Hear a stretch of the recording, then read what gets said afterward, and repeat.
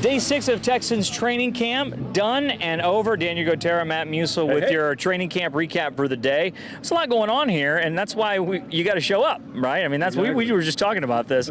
If we didn't come here, we wouldn't have seen Rockets head coach Stephen Silas. He was here. That was cool to see. You got to show up and show out. That's what Lovey does, and that's what he does. So Stephen Silas, as soon as I'm just, practice is starting, and someone comes up behind me. Oh, Stephen. Well, hello. And then I'm looking at, wait a minute, who he's with. Wait a minute. There's no one on his coaching staff. Who are these guys? They're some of his best friends from high school. I love this. He goes, yeah, they're in town to celebrate my birthday. Wait, it's your birthday? Actually, it's tomorrow. But there's a lot of stuff going on there. There's a lot of stuff going on, and Stephen is such a great guy. And I'm standing there, and then of course Nick comes over. He's, they're just warming up. Nick comes over, Lovey comes over. I mean, it's that brotherhood of coaching that he's been around because he came up with his dad seeing that, and it was just fun to see Stephen out here. Well, it's true what he said, and we're going to play some of that here for you in a second, but his franchise and this franchise are in very similar situations. They're rebuilding with a lot of young talent. In fact, let's go to that first, and then we'll talk about what he had to say. Oh, it's great.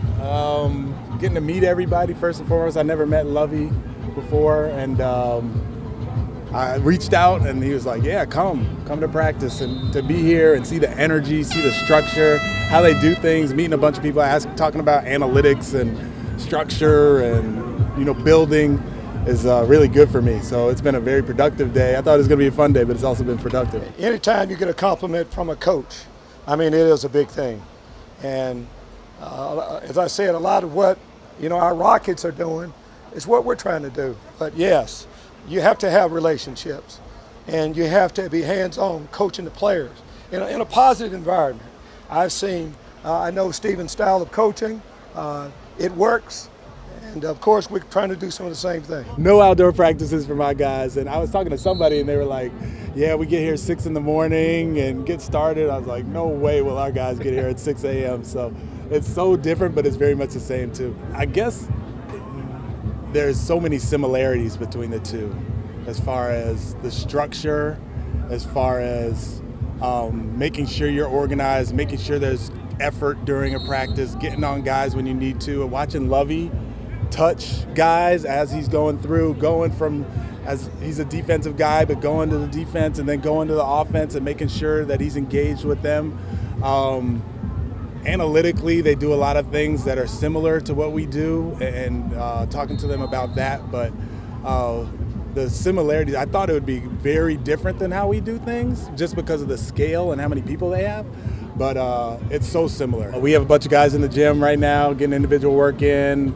They're playing pickup every once in a while, but we have about 7 weeks until training camp starts, so spending a lot of individual time, going to lunches, watching a little film with guys individually, making sure we're all kind of on the same page, but also I want our new guys to have a feel for what's going to happen once training camp starts. So I'll be reminding them of things instead of teaching them things. So there you have it. Analytics also a big part of all those conversations, but he's got to be pretty excited on his own end because the Rockets, especially in Summer League, we saw some of those guys. It's fun. I don't know how much they're going to win, but it's a fun product, and both of these franchises are in the same spot. Yeah, they both had number 3 picks overall. Yeah.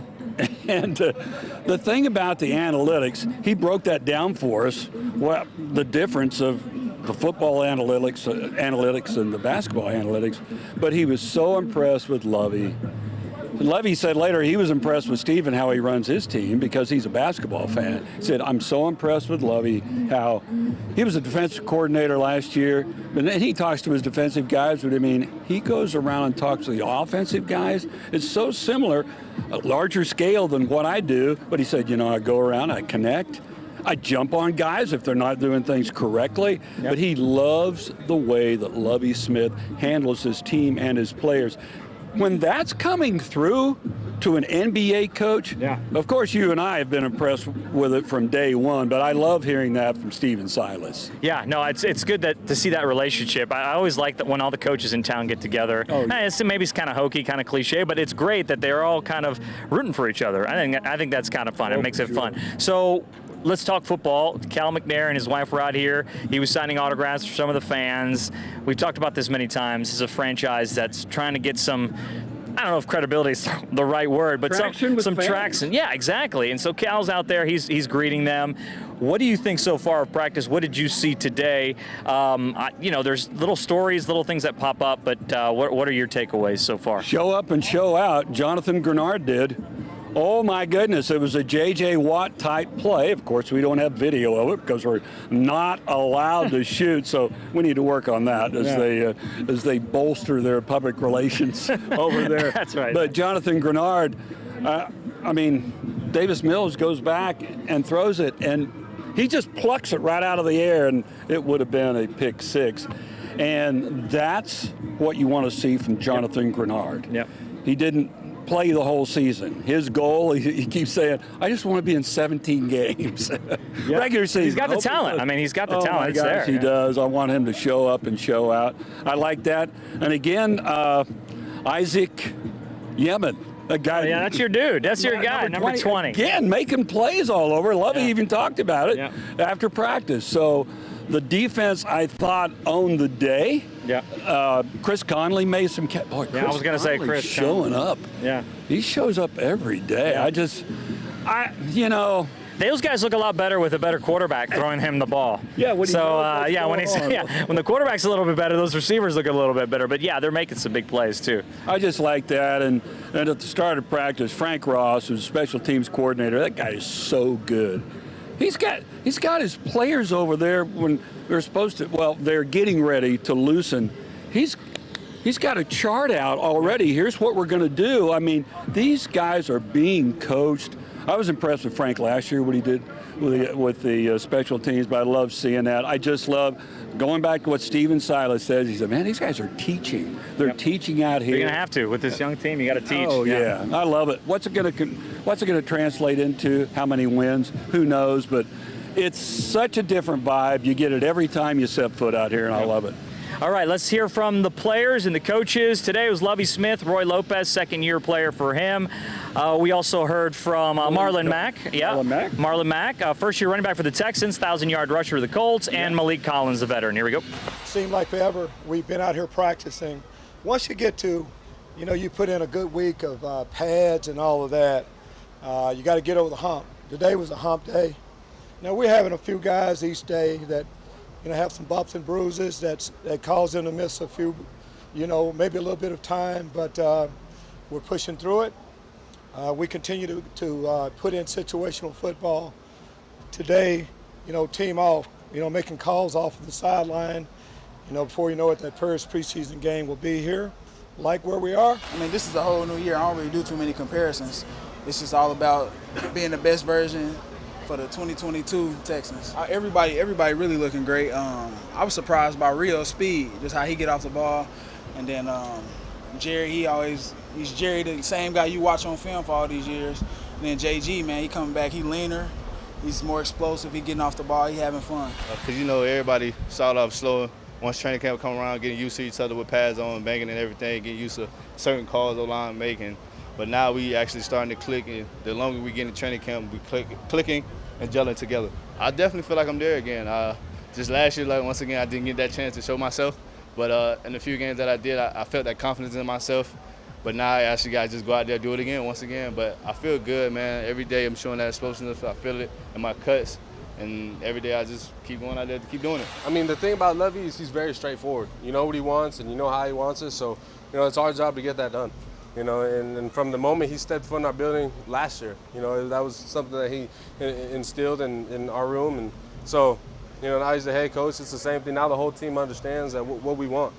So that's the biggest thing. Is I'm very blessed to play for Lovie, and he's got a lot of guys and ex-NFL players. So they talk to us and reach out, and so it's awesome to be able to be part of his system and now part of his tree. See, the energy he brings to our team is something that can't be replaced. We're very blessed to have Dial on this team and the D-line, and he embraces it, man. He loves being where he's from, and he tries to express and tell us how it is.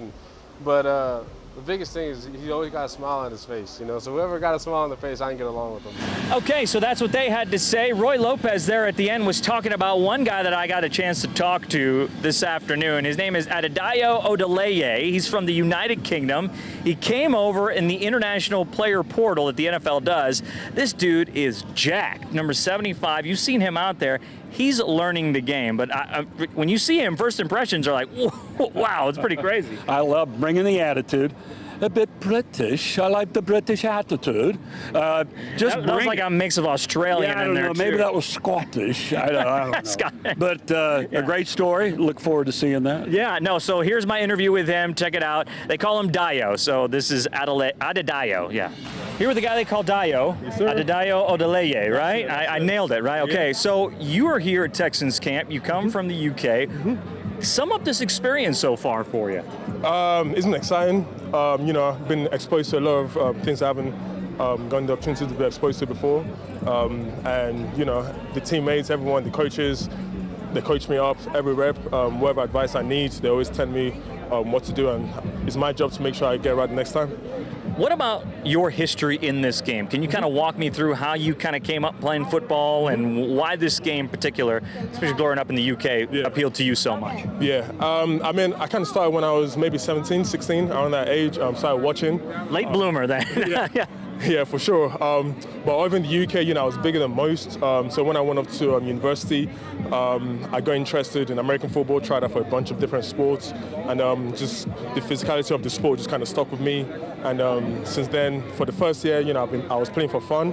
And then the International Pathway Program, they approached me at the end of my second year playing. They kind of saw I had the physical attributes to potentially make it into the league. And then since then, so maybe when I was 18, that's when I kind of switched my mentality that, I could do this as a career. And it panned out. And you're here, finally. So where did you play over there in the UK to kind of give us an idea? Because frankly, I may be a little ignorant to the NFL or football opportunities, this type of football opportunities over there. So like I said, my first playing experience was basically when I went to university, or college as they call it here. Where'd you go? So Loughborough University, one of the best sports universities in the country. So when I went there, I knew I was going to do a sport. I didn't quite know which one. I tried out for like 4 or 5 different sports, and I kind of got involved with the American football team, something that I really felt that I would enjoy. Started playing that. Last year I was over in Germany trying to get a better experience, play against some better opponents. That worked out really well for me.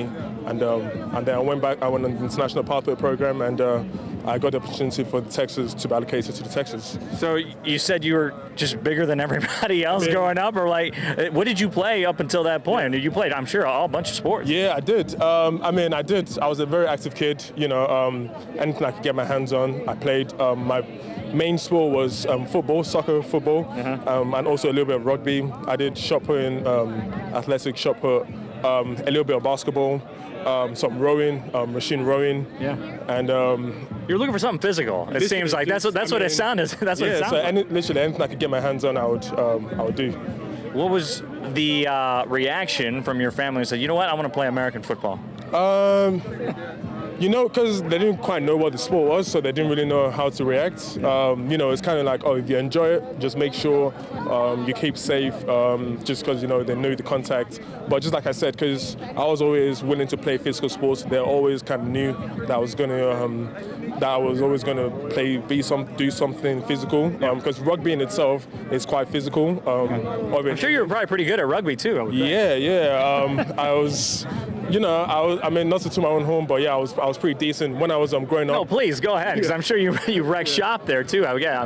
So when I was growing up, because I was bigger than most of the people. I was actually playing for the year above, just because I could handle the physicality, and that was when I was, you know, kind of exposed to the big hits. So I wasn't really scared of that when I transitioned over to American football. So when you get on the field here, what is the biggest shock to the system when you get involved here with these guys that have been playing football? A lot of these guys since middle school, even before that. What has been the biggest shock to you, getting used to the speed of play, the pace of play, the physicality over here? I mean, the physicality, you know, is something I expected. You know, it's a physical sport, so I kind of had that on my mind coming in. I'll probably say the biggest thing is just the experience. You know, like you said, a lot of these guys have been playing football since they were knee high. And, you know, there's some part of the game where you just can't teach, you know, where you have to work off your feel of what you've experienced in the past. And at the moment, that's just what I'm trying to, that's the gap I'm trying to close. And I know with the coaching over here, it shouldn't take too long. Yeah, what's the biggest thing they're really teaching you right now in these earlier days of camp to kind of get you into the form that they're looking for? What's the biggest thing they're preaching? Yeah, for me, it's just kind of, you know, the playbook aspect of things it wasn't ever overwhelming for me because I like to think I'm a student of the game. I like to study both offense and defense, so that hasn't really been an issue for me.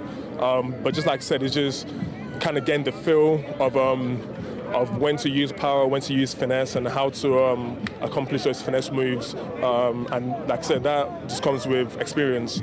So the more I practice with the guys, the more coaching I can soak in. I'm sure I'll get up to speed in no time. What's the biggest question that you get from your teammates? The biggest question is just, with the accent, any question I ask, you know, it's always repeated back to me in a makeshift English accent. So yeah, the guys love to have a lot of fun with that. And you know, they just ask like what the biggest difference is in terms of the disparity between football over here and football in England. And you know, I'm a very open guy. I love to educate as much as possible. So any question that they have in terms of the difference between here and UK, I'll be more than willing to answer. And finally, what's your favorite part of Houston, Texas so far? What did you expect about Houston, and what has it delivered for you? What do you like the most about this? I expect the heat, the humidity for sure. I was warned about but it still gets them getting used to, I would think. Sure. I mean, yeah, the first practice session, you know, my lungs were crying out for help a couple of times. My favorite thing, you know, I've been to a couple of restaurants and I'm still yet to experience any bad food. Like the food over here, the people is great. Everyone's welcoming so far. And, you know, I look forward to exploring some more of the city as time goes on. Awesome. Good luck to you, man. Hope to see you out there. Dio, thanks for stopping by. Yep. So I'm rooting for that guy. I mean, all his teammates. Yeah, exactly. All his teammates are rooting for him, too. So he'll probably stick around. He's meant for it. Maybe if he doesn't do this, maybe we can get him with the Sabercats. He would tear it up over there. I'm sure they would be. A little rugger in him? Yeah. Does he play rugby? Oh, yes. Oh, well, there you go. He played rugby, during the interview. Of course, he'll make more being on the practice squad here than he would. I'm just saying. No, that's probably true. No, I'm just saying. That's probably true. All right, day 6. You hear the blowers behind us. I think they're trying to kick us out. We'll see you guys again tomorrow.